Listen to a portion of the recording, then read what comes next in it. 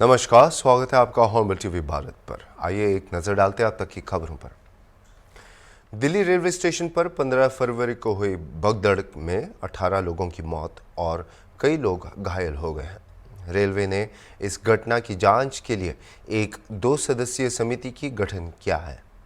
यह घटना शनिवार रात 10 बजे हुई, जब लाखों श्रद्धालु महाकुंभ 2025 के लिए प्रयागराज जा रहे थे, जिससे स्टेशन पर अत्यधिक भीड़ हो गई।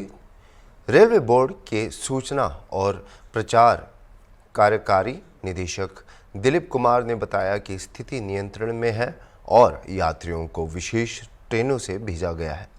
ट्रेन संचालन सामान्य है।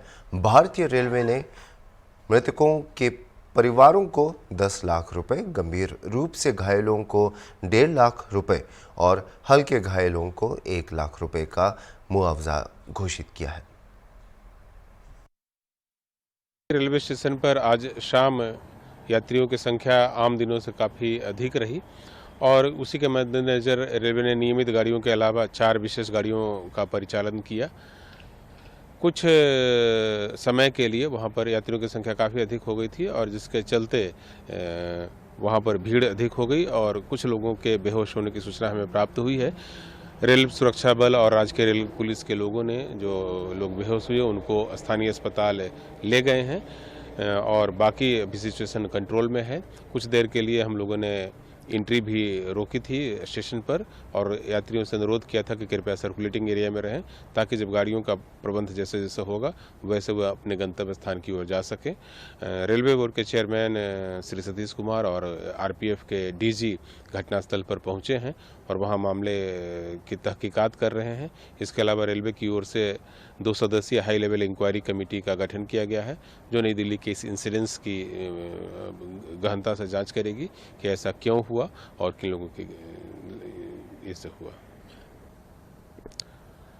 शाम में हमें सूचना प्राप्त हुई, आज सैटरडे का दिन है और कल संडे है, छुट्टी का दिन है, तो प्रयागराज जाने वालों यात्रियों की संख्या में काफ़ी वृद्धि देखी गई स्टेशन पर और उसी के मद्देनज़र हम लोगों ने स्पेशल गाड़ियों जो कि अतिरिक्त संख्या में थी, जो अनाउंस्ड के अलावा थी, उनको चलाने का फैसला किया।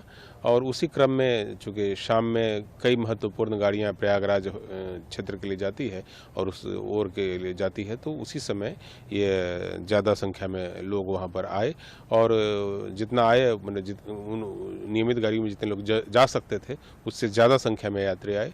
हम लोगों ने तत्काल स्पेशल ट्रेनों का प्रबंध किया। बावजूद इसके कुछ लोगों के वहां पर बेहोश होने की सूचना हमें प्राप्त हुई है। अब इस और भी एक्स्ट्रा स्पेशल ट्रेन्स की व्यवस्था की गई है, वो कितने बजे चलेंगी? बिल्कुल, हम लगातार स्पेशल गाड़ियों का परिचालन कर रहे हैं प्रयागराज के लिए और नई दिल्ली स्टेशन से भी स्पेशल गाड़ियों का प्रबंध किया गया है। जो हमारे अधिकारी हैं और जो बाकी लोग हैं वह उन गाड़ियों पर लोगों को भेजने की व्यवस्था कर रहे हैं। अब नई दिल्ली रेलवे स्टेशन पर किसी प्रकार की भीड़ नहीं है। जिनको भी जाना था उन सबको स्पेशल ट्रेनों से और नियमित गाड़ियों में बैठा करके उनके गंतव्य तक प्रस्थान कराया जा चुका है। सर, क्या कोई पहले इनपुट नहीं थी कि आज सैटरडे है, कल संडे है, तो प्रयागराज जाने वालों की यात्रियों की भीड़ की संख्या बढ़ सकती है या फिर जनरल टिकट्स की संख्या ज़्यादा आ सकती है, तो उसको लेकर के व्यवस्था की गई हो भीड़ को मॉनिटर करने के लिए या फिर स्पेशल ट्रेन की? नहीं, शाम में टिकट विंडो की निगरानी हम लोग करते हैं। उस समय ऐसा कोई ज़्यादा रश जो है वो टिकट विंडो पर नहीं था और उसी के आधार पर आकलन किया जाता है कि कितने लोग जाने के लिए हैं।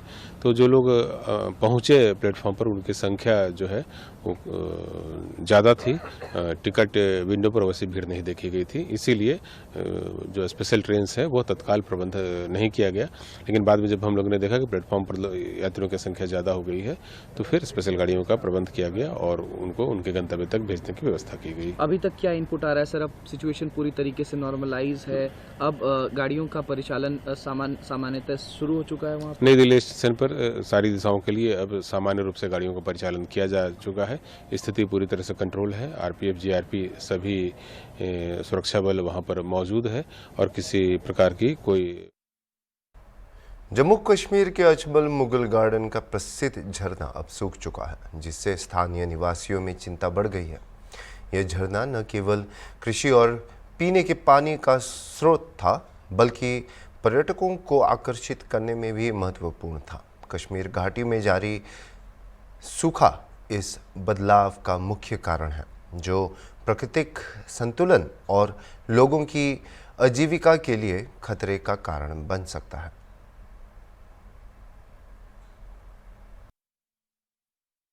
देखिए, तारीख में पहली बार ऐसा देख रहे हैं हम।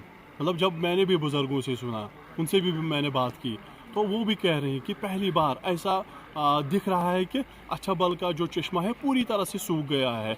एक कतरा भी नहीं है पानी का, पानी इसमें एक कतरा भी नहीं है।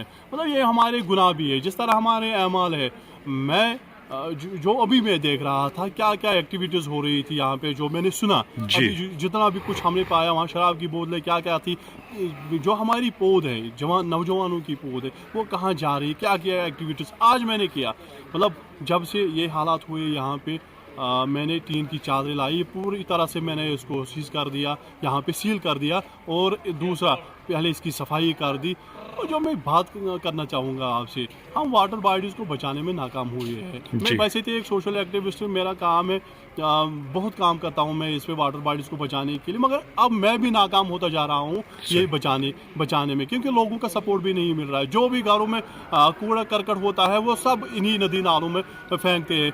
ये भी रीज़न है। दूसरा मैं कहूँ कि क्लाइमेट चेंज, बारिश और बर्फबारी नहीं हो रही है। लगभग एक साल से बारिशें बिल्कुल ही कम हुई है। अगर 2 महीनों की बात करूँ मैं, तो 80% कमी रिकॉर्ड दर्ज की गई है। वो भी एक वजह हो सकती है। एक वजह ये है कि माइनिंग जो है ऊपर वो बारिश निकालते हैं, वो भी एक वजह होती है। और सबसे ज़्यादा तो एक्सपर्ट इसी बता सकते हैं।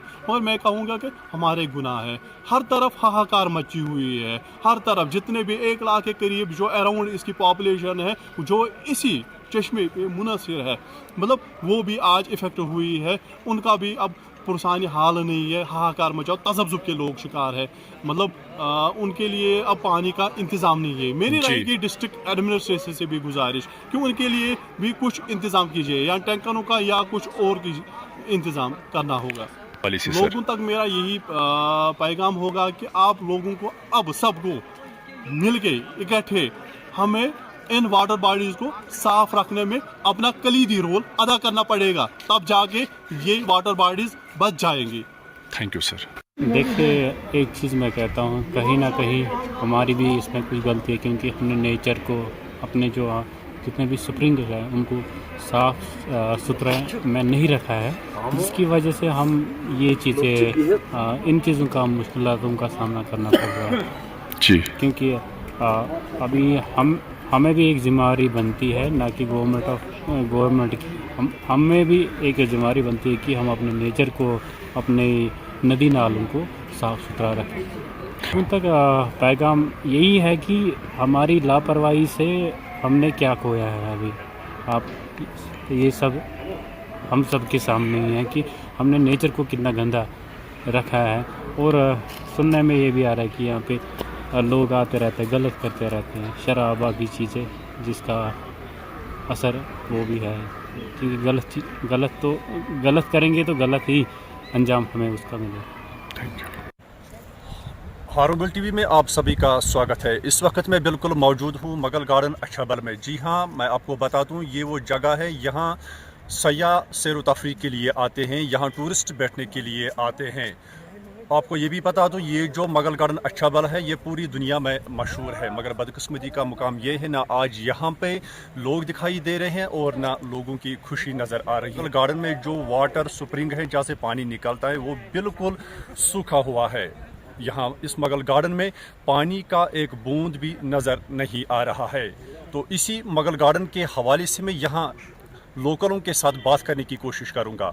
हारूबल टीवी के लिए शाह इम्तियाज़, मुगल गार्डन अछाबल, अनंतनाग, कश्मीर। 16 फरवरी को अमृतसर एयरपोर्ट पर एक विमान ने दूसरे बैच के निर्वासित भारतीयों को उतारा है। यह दूसरी उड़ान थी जिसमें 119 प्रवासी थे। उनके रिश्तेदारों का आरोप है कि एजेंट्स ने उन्हें धोखा दिया और बताया नहीं कि वे डंकी रास्ते से उन्हें अमेरिका और यूके भेज रहे थे। 5 फरवरी को भी अमेरिकी एयरफोर्स का एक विमान ऐसे नागरिकों को लेकर अमृतसर आया था। पंजाब के मुख्यमंत्री भगवंत मान ने आश्वासन दिया है कि निर्वासितों के साथ उचित व्यवहार किया जाएगा और सभी व्यवस्था की गई है। 2022 ही गया ही। 2022 में गए। हाँ जी। तो वहाँ से कुछ काम क्या मिला था, क्या कर रहे थे और क्या ऐसा हो गया जिसकी वजह से ऐसा जो है आप लोगों को पता चला कि इलीगल तरीके से उनको भेजा गया था? आपको पता था इलीगल तरीके से भेजा गया है? नहीं सर, इन्नी गल नहीं पता लगा सर। सर एजेंटों से किसी ने गल करके उतो गए मुड़ के। एजेंटों के थ्रू बात करके भेजा गया? हाँ जी। तो आप लोगों को लगा था कि लीगल तरीके से जा रहे हैं? हाँ जी। यानी एक तरह से आप लोगों को एजेंटों ने चीट किया है, आप लोगों को पैसे भी ले लिए और इलीगल तरीके से भेजा। हाँ जी। तो क्या मान रहे थे, उनके खिलाफ कार्रवाई होनी चाहिए? हाँ जी, कार्रवाई हो जाए, साफ मिलना चाहिए। मेरा पोतरा आ रहा बच्चा जी। आपका बेटा क्या नाम है? जसनूर सिंह। जसनूर सिंह। क्या उम्र होगी जसनूर सिंह? 19 साल। कब ये वो गए थे वहाँ पे? 9 जून 2024 घरों गया सी। गए थे और पहुँचे कब? पहुंचा थे मैक्सीको, पहुंचा ये 29 जनवरी ਨੂੰ 2025 ਤੇ 29 ਦੇ 30 ਜਨਵਰੀ ਦੀ ਦਰਮਿਆਨੀ ਰਾਤ ਨੂੰ ਇਹਨਾਂ ਬਾਰਡਰ ਪਾਰ ਕੀਤਾ। ਅੱਛਾ। 29 ਜਨਵਰੀ ਨੂੰ ਸਾਡੀ ਗੱਲਬਾਤ ਬੱਚੇ ਨਾਲ ਹੋਈ ਆ। ਉਸ ਤੋਂ ਬਾਅਦ ਅੱਜ ਤੱਕ ਸਾਡੀ ਕੋਈ ਗੱਲਬਾਤ ਨਹੀਂ ਬੱਚੇ ਨਾਲ। ਕੇਸ ਪੋਜੀਸ਼ਨ ਵਿੱਚ ਹੈ, ਕਿਤਨਾ ਹੈ, ਕਿਵੇਂ ਹੈ। तो आप लोगों को कैसे पता चला कि वो आ रहे हैं? ਜਦ ਸਾਨੂੰ ਹੋਰ ਤੇ ਕਿਸੇ ਪ੍ਰਸ਼ਾਸਨ ਨੇ ਸਾਨੂੰ ਕੁਝ ਨਹੀਂ ਦੱਸਿਆ। ਸਾਨੂੰ ਟੀਵੀ ਦੇ ਤੁਹਾਡੇ ਮਾਧਿਅਮ ਰਾਹੀਂ ਪਤਾ ਲੱਗਾ ਕਿ ਅੱਜ ਜਿਹੜਾ ਉਹ ਬੱਚੇ ਸਾਡੇ ਦਾ ਜਸਨੂਰ ਸਿੰਘ ਦਾ ਨਾਂ ਲਿਸਟ ਵਿੱਚ ਆ ਗਿਆ, ਉਹ ਅੱਜ ਦੀ ਫਲਾਈਟ ਵਿੱਚ ਵਾਪਸ ਪਹੁੰਚ ਰਿਹਾ, ਡਿਪੋਰਟ ਹੋ ਗਿਆ ਵਾ। कौन से जगह से बिलोंग करते हैं यहाँ पे, कौन से गांव से हैं? मैं local district Amritsar Jandiala group पिंड नवाकोट। उनको भेजने में कितने पैसे खर्च करने पड़े थे? क्या आज तक जमीन बेचनी पड़ी थी या कुछ गिरवी रखना पड़ा था, ऐसा कुछ हुआ था? 2 ਗੱਡੀਆਂ ਸੀ ਮੇਰੇ ਕੋਲ ਕਮਰਸ਼ੀਅਲ, ਉਹ ਵੇਚੀਆਂ। ਕੋਈ ਛੋਟਾ ਜਿਹਾ ਪਲਾਟ ਵੇਚਿਆ, ਪਰ ਲੰਬਾ ਟਾਈਮ ਲੰਘ ਗਿਆ 9 ਮਹੀਨੇ ਦਾ। ਇਹਦੇ ਵਿੱਚ ਪੈਸੇ ਸਾਡੇ ਕੋਲ ਫੇਰ ਘਟ ਗਿਆ, ਖਰਚੇ ਗਏ। ਫਿਰ ਮੈਂ 12 ਲੱਖ ਰੁਪਇਆ ਕਰਜ਼ਾ ਚੁੱਕ ਕੇ ਮੈਕਸੀਕੋ ਭੇਜਿਆ। ਫਿਰ ਬੱਚੇ ਨੂੰ ਨਗਾਂ ਤੋਰਿਆ। टोटल कितना खर्च कर दिया? 55 लाख।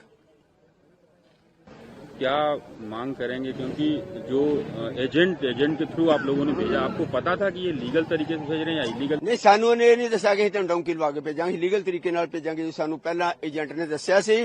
ਪਰ ਹੁਣ ਮੈਂ ਆਪਣੀ ਪੰਜਾਬ ਸਰਕਾਰ ਨੂੰ ਬੇਨਤੀ ਕਰੂੰਗਾ ਕਿ ਜੋ ਵੀ ਪੰਜਾਬ ਦੇ ਬੱਚੇ ਡਿਪੋਰਟ ਹੋ ਕੇ ਆ ਰਹੇ ਨੇ, ਪੰਜਾਬ ਸਰਕਾਰ ਉਹਨਾਂ ਦੀ ਬਾਹ ਫੜੇ ਤੇ ਉਹਨਾਂ ਨੂੰ ਉਹਨਾਂ ਦੀ ਯੋਗਤਾ ਅਨੁਸਾਰ ਜਿਹੜੀਆਂ ਨੌਕਰੀਆਂ ਦਿੱਤੀਆਂ ਜਾਣ, ਤਾਂ ਕਿ ਆਉਣ ਵਾਲਾ ਜੀਵਨ ਜਿਹੜਾ ਵਾ ਆਪਣਾ ਸੁਖੀ ਬਤੀਤ ਕਰ ਸਕਣ ਤੇ ਆਹ ਜਿਹੜੀ ਵੱਡੀ ਘਟਨਾ ਸਾਡੇ ਨਾਲ ਵਾਪਰੀ ਆ, ਇਸ ਡਿਪਰੈਸ਼ਨ ਤੋਂ ਬੱਚੇ ਜਿਹੜੇ ਬਚ ਸਕਣ।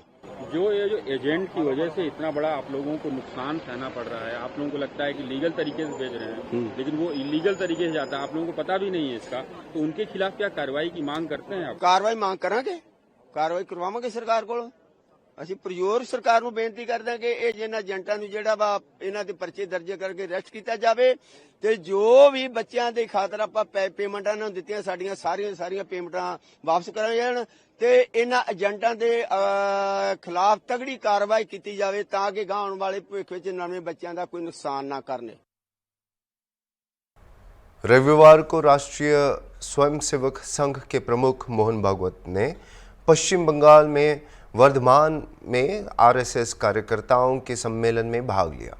अपने संबोधन में उन्होंने कहा कि लोग अक्सर पूछते हैं कि केवल हिंदू संगठनों पर ही क्यों ध्यान दिया जाता है, और उनका जवाब था कि देश का जिम्मेदार समाज हिंदू समाज है। हम हिंदुओं को एकजुट करना चाहते हैं क्योंकि भारत के उत्तराधिकारी हिंदू हैं। इस रैली में हजारों आरएसएस कार्यकर्ता बर्धमान में एकत्र हुए। आरएसएस ने 2026 के पश्चिम बंगाल चुनावों से पहले राज्य में अपनी उपस्थिति को 2 गुना करने, संगठन को मजबूत करने और शाखाओं की संख्या बढ़ाने का योजना बनाया है। तो संघ से जो परिचित नहीं है उनके मन में प्रश्न आता है। वैसे आज का दिन कोई पर्व त्योहार नहीं है।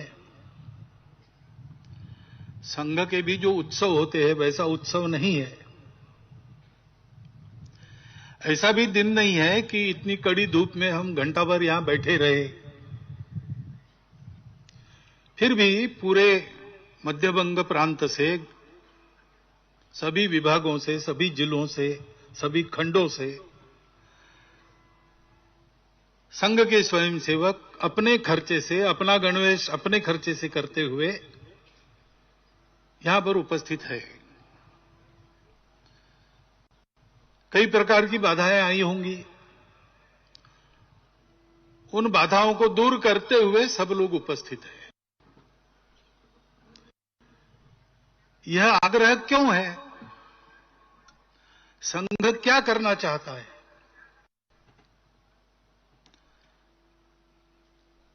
तो एक वाक्य में इस प्रश्न का उत्तर देना हो तो संघ संपूर्ण हिंदू समाज का संगठन करना चाहता है। हिंदू समाज का संगठन क्यों? क्योंकि इस देश का उत्तरदायी समाज हिंदू समाज है। अमृत वचन पहले पढ़ा गया, वो आपने सुना। भारतवर्ष एक भूगोल नहीं है केवल। भूगोल तो छोटा बड़ा होते रहता है, परंतु भारत तब कहा जाता है जब उसका एक स्वभाव होता है। भारत का एक स्वभाव है। उस स्वभाव के साथ हम नहीं रह सकते, ऐसा जिनको लगा उन्होंने अपना अलग देश बना लिया।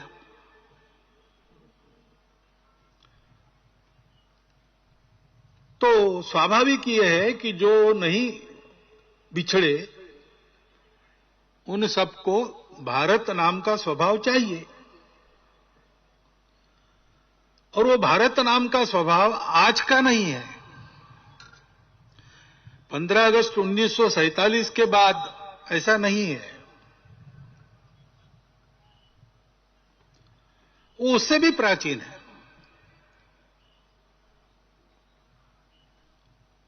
बहुत प्राचीन है।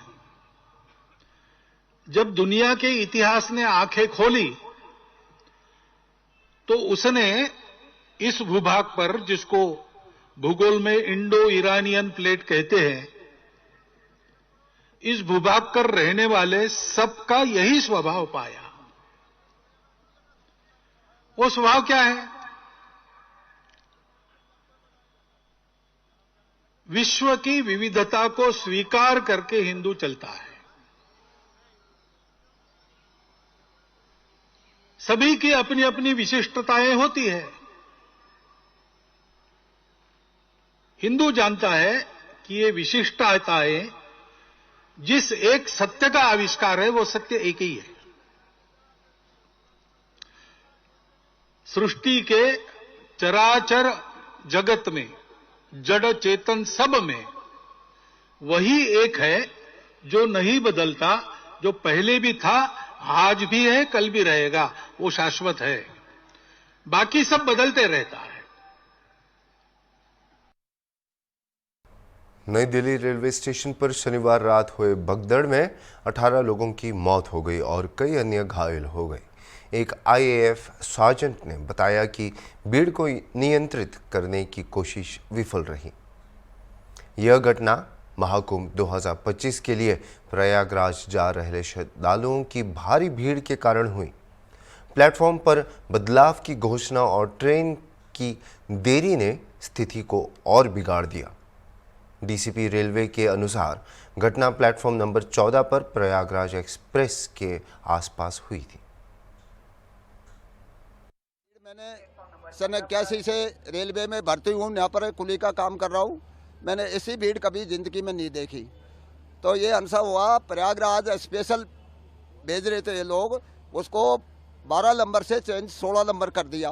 तो 12 नंबर की पब्लिक 16 पे आई और बाहर की पब्लिक जब 16 पे जाने लगी तो एकदम बच गई पब्लिक।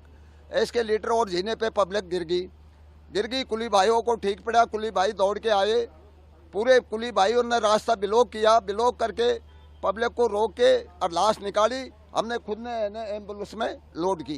अच्छा, आपने लाशें खुद निकाली हैं? खुद निकाली है साहब। कितनी लाशें निकाली आपने? 15 हमने लोड किए और आगे पता नहीं है। 15 हमने लोड किए। तो किस तरह का मंजर था कि आपने जो देखा होगा? अरे साहब, खाई जूता पड़ा, खाई कपड़ा पड़ा, पब्लिक भच गई, एकदम दब गई नीचे। अभी के लिए इतना ही और खबरों के लिए आप देखते रहिए हॉर्नबिल टीवी।